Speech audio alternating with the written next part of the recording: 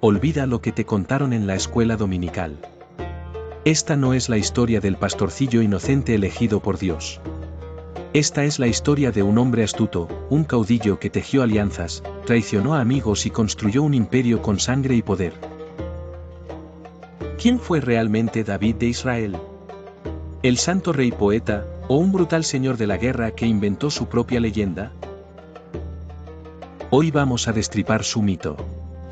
Vamos a recorrer su vida en 7 actos, desde su nacimiento pobre en Belén hasta su trágica muerte rodeado de enemigos y traiciones. ¿Estás listo para cuestionarlo todo? Quédate hasta el final, porque después de ver esto jamás volverás a pensar en David de la misma forma. David, según la Biblia, era el menor de los hijos de Isaí, un simple pastor de Belén. Pero este humilde origen es, para muchos historiadores, más mito que realidad, una estrategia para legitimar a un rey como elegido por Dios en un contexto tribal y violento. El relato bíblico dice que Samuel, disgustado con el rey Saúl, ungió en secreto a David como futuro rey. Este gesto pretende mostrar la preferencia divina por los humildes, pero carece de evidencia externa. No hay registros arqueológicos ni textos contemporáneos que confirmen que esto ocurrió, y las versiones bíblicas son contradictorias, mostrando incluso 2 introducciones diferentes de David ante Saúl. La imagen del pastorcito músico y poeta, el supuesto autor de los salmos, es difícil de verificar. Es probable que se trate de propaganda posterior, destinada a dar un aura sagrada y culta a un caudillo militar. En realidad, David habría crecido en una sociedad tribal pobre y fragmentada, donde la violencia y las alianzas eran necesarias para sobrevivir. Algunos estudiosos proponen que David empezó como mercenario o jefe de banda, y que su origen pastoril fue un recurso político para diferenciarlo del odiado Saúl y justificar su ascenso como voluntad divina. La historia de su infancia, más que un relato neutral, es un instrumento para crear un mito nacional, el del líder humilde elegido por Dios para unificar a Israel. En el fondo, su crianza probablemente no fue la de un niño puro y piadoso, sino la de un joven ambicioso en un entorno despiadado. El mito del pastor elegido esconde la cruda realidad de la lucha por el poder en una tierra dividida. La historia del ascenso de David es, sin duda, una de las más famosas de toda la Biblia, y el relato que lo catapulta a la fama es su supuesta victoria sobre el gigante filisteo Goliat.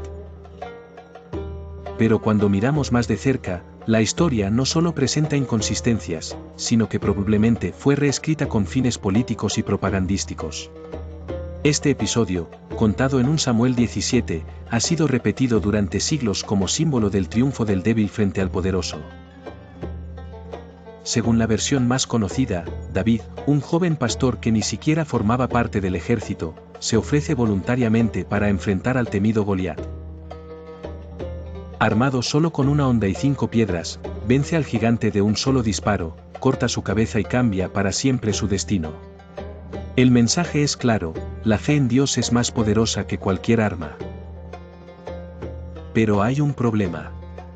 En 2 Samuel 9 y 19, se menciona que el que mató a Goliat no fue David, sino un tal Elhanán de Belén.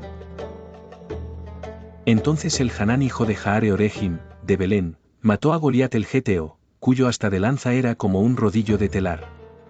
Este pasaje ha causado gran incomodidad entre teólogos y estudiosos. Algunas versiones posteriores de la Biblia intentan corregir la contradicción, diciendo que Elhanán mató al hermano de Goliat, pero en los manuscritos hebreos más antiguos, esa frase simplemente no está. Es decir, es muy probable que la historia original del gigante muerto por un guerrero valiente fuera atribuida a Elhanán, y más tarde apropiada y reescrita para ensalzar la figura de David. ¿Por qué hacer esto? Porque David necesitaba ser más que un buen político o militar. El relato de Goliat cumple esa función, lo muestra como el instrumento elegido de Dios, incluso desde joven, para liberar a Israel. Necesitaba ser un héroe mítico, una figura casi sobrenatural que justificara su ascenso y la fundación de una dinastía. Después de este episodio, David es reclutado por el rey Saúl. Primero como músico, luego como líder militar. Su fama crece, y con ella, el resentimiento de Saúl. El pueblo canta, Saúl mató a 1000, pero David a 10.000, lo que inicia una persecución implacable. Expulsado de la corte, David no desaparece. Forma una milicia leal, actúa como mercenario e incluso colabora con los filisteos. Este periodo revela su faceta más pragmática, roba, miente, y negocia su supervivencia entre enemigos. La Biblia intenta suavizar esto, pero los textos no pueden ocultar que David fue un jefe de banda que supo moverse entre la guerra y la diplomacia. A la muerte de Saúl, David ya tiene todo listo, soldados fieles, alianzas y una narrativa que lo presenta como víctima perseguida por un rey celoso. Así, se autoproclama rey de Judá primero, y luego de todo Israel. En resumen, su ascenso no es un simple milagro divino. Es el resultado de astucia política, propaganda narrativa, probablemente, de haber tomado prestadas las hazañas de otros guerreros como el Hanán para crear una imagen de líder invencible.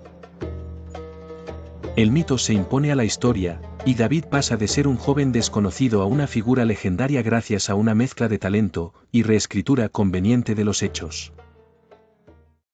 Tras años de conflicto y maniobras, David finalmente se corona como rey de todo Israel. Primero reina en Hebrón, solo sobre Judá, su tribu de origen, pero tras la caída de la casa de Saúl y el asesinato de Is-Boset, el último heredero legítimo, David se impone como el único líder viable. Su ascenso al trono no fue una sucesión pacífica ni divina, como a veces se retrata, sino una serie de jugadas políticas y eliminaciones estratégicas que le permitieron consolidar el poder sin dejar rivales. Uno de sus primeros grandes actos como rey unificado fue la toma de Jerusalén, una ciudad jebusea que no pertenecía a ninguna tribu israelita. Esta elección fue brillante, al no ser territorio de ninguna facción tribal, Jerusalén funcionó como capital neutral, ideal para centralizar el poder y proyectar una nueva identidad nacional. Allí, David instaló el Arca de la Alianza, el objeto sagrado que simbolizaba la presencia de Dios, y con ello transformó a Jerusalén en un centro tanto político como religioso. Pero este movimiento fue más político que espiritual. La manipulación del simbolismo religioso fue clave para su legitimación. El traslado del arca y la presencia de los sacerdotes al servicio del rey construyeron una imagen de David como el ungido de Dios, aunque en realidad, el poder que ejercía era cada vez más absoluto, centralizado y sustentado por una administración militar y fiscal muy real. David reorganizó el ejército, creó una burocracia estatal y estableció un sistema de impuestos.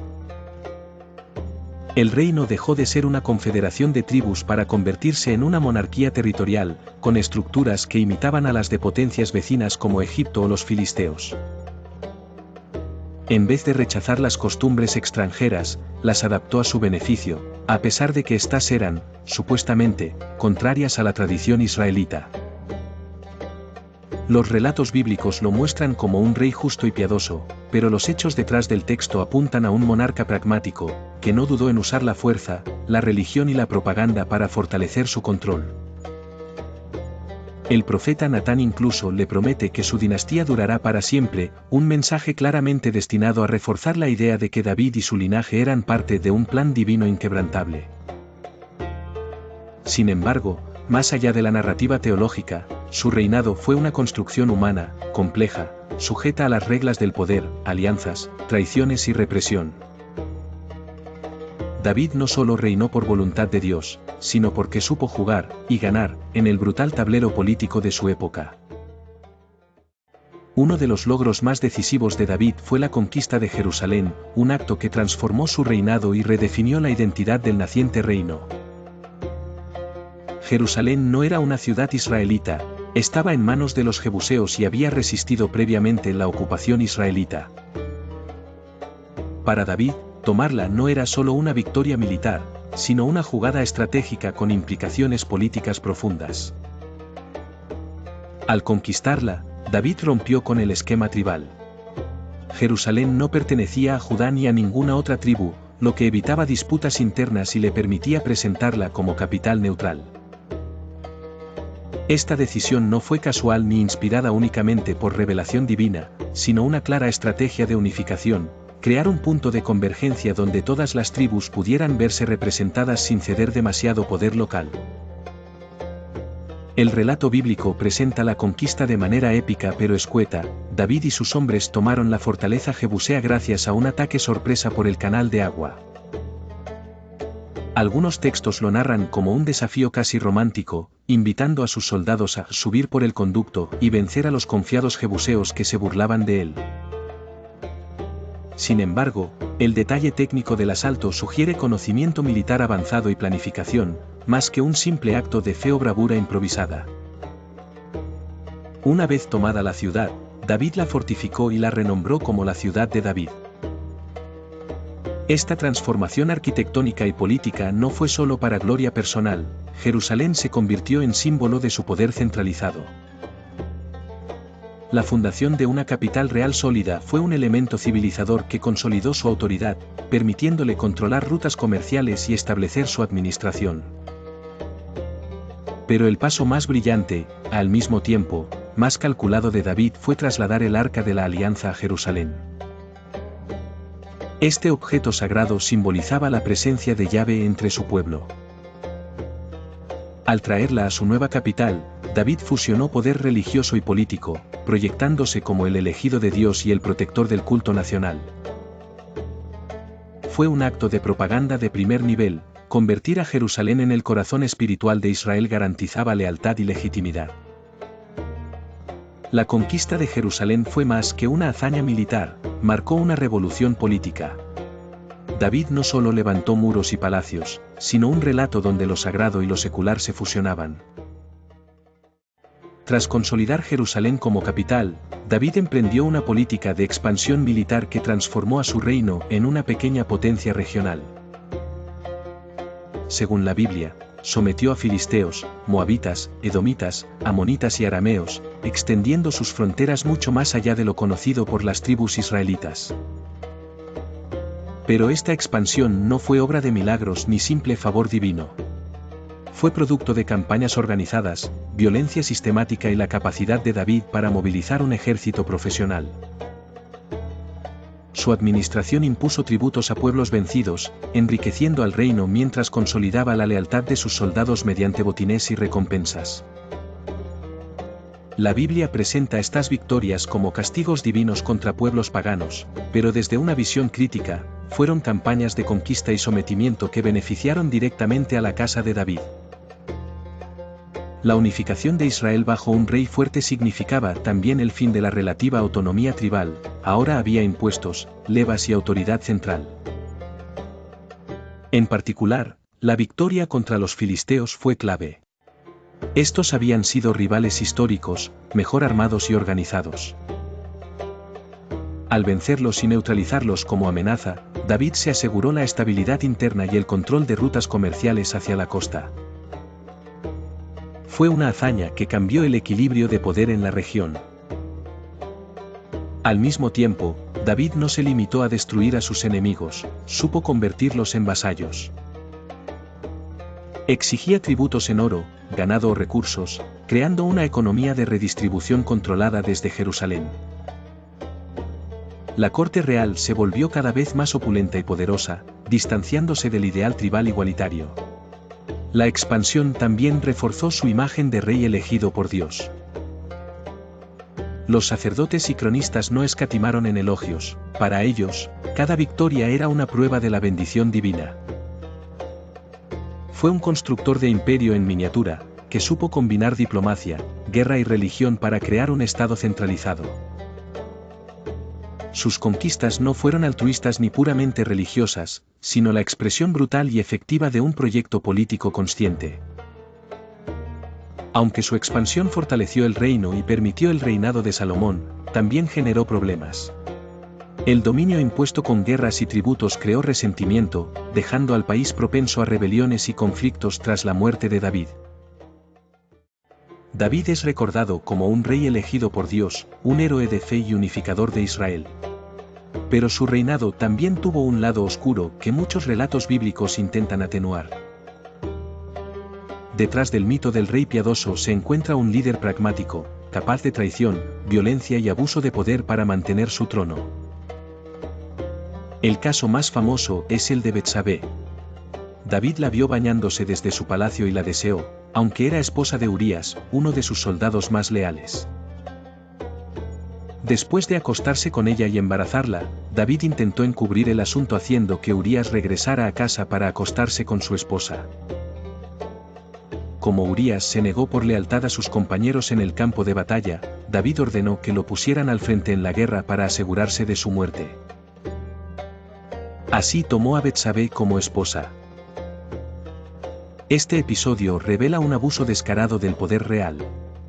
El mismo profeta Natán lo condenó, relatándole a David una parábola sobre un rico que robaba la única oveja de un pobre. Aunque David se arrepiente según el relato, las consecuencias fueron devastadoras, su familia se vio sumida en violencia, incesto, asesinato y rebeliones internas. El lado oscuro de David también se refleja en su trato a los vencidos. Tras la conquista de Rabá, capital amonita, la Biblia describe ejecuciones crueles, serruchos, hachas y hornos. Aunque algunos textos suavizan estos detalles, la imagen es la de un rey implacable que utilizaba el terror como herramienta política. Además, David no dudó en eliminar rivales internos.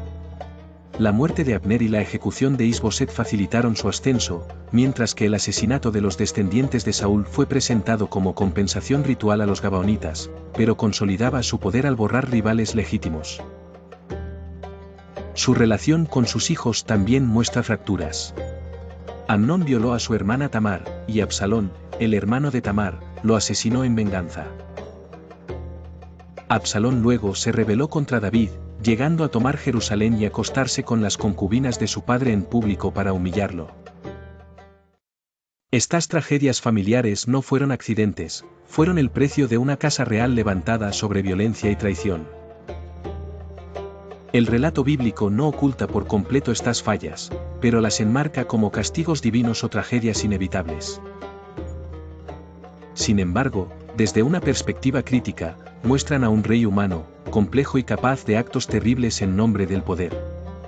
David no fue solo un héroe, fue un político astuto que, como muchos grandes conquistadores, dejó un legado manchado de sangre.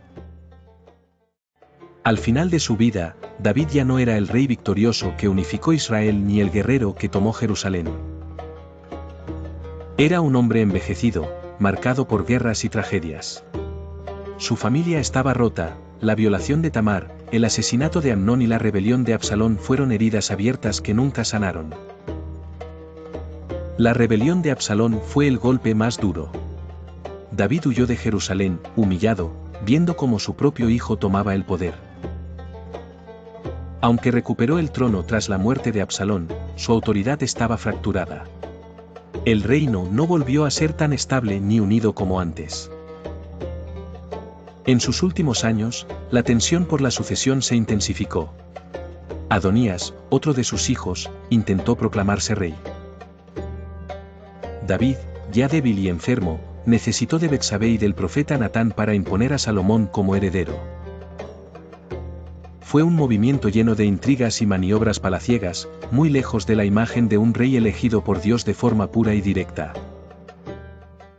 Su muerte tampoco fue un final glorioso. En sus últimas palabras a Salomón, David no solo ofreció consejos piadosos, también le ordenó vengarse de enemigos como Joab y Simei.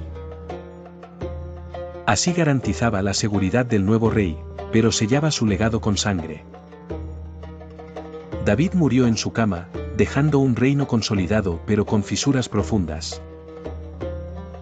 Fue enterrado en Jerusalén, la ciudad que conquistó y transformó en símbolo de poder y religión. La Biblia dice que reinó 40 años, un número cargado de simbolismo, como si quisiera presentarlo como el rey perfecto. Pero la realidad fue más compleja. Su legado fue ambivalente, unificador y conquistador, pero también violento y despiadado. Dejó un estado más fuerte, pero a un costo humano enorme. Su éxito militar y político creó la base para la opulencia del reinado de Salomón, pero también sembró las semillas de las futuras divisiones. Así terminó la vida de David, bajo el peso de su propio poder y de las decisiones que tomó. No fue solo un héroe de fe, sino un político hábil y, a veces, implacable. Su historia nos enseña que los grandes líderes no son santos perfectos, sino humanos con luces y sombras. Siempre hay un lado humano detrás de un mito. Si te gustó este análisis crítico de su vida, suscríbete al canal y activa la campanita para descubrir más historias sin adornos ni censura. Nos vemos en el próximo vídeo.